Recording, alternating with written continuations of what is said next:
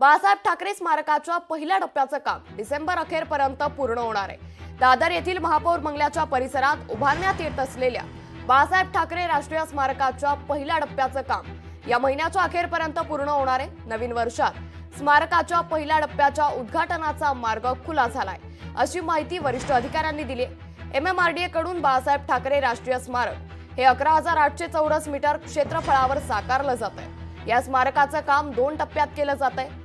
यातील पहिल्या टप्प्यासाठी कामासाठी 250 कोटी खर्च येणार आहे। या कामाला मार्च 2021 मध्ये सुरुवात झाली होती, तर पहिल्या टप्प्यातील स्मारकाचं 99% काम आता पूर्ण झालंय।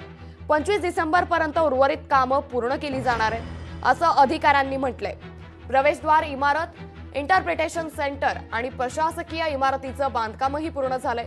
इंटरप्रिटेशन सेंटर मध्ये संग्रहालय, ग्रंथालय, कलाकार दालन यांचा समावेश आहे। बहुउद्देशीय सभागृहांचीही स्मारकात समावेश असेल, असंही अधिकाऱ्यांनी सांगितलंय।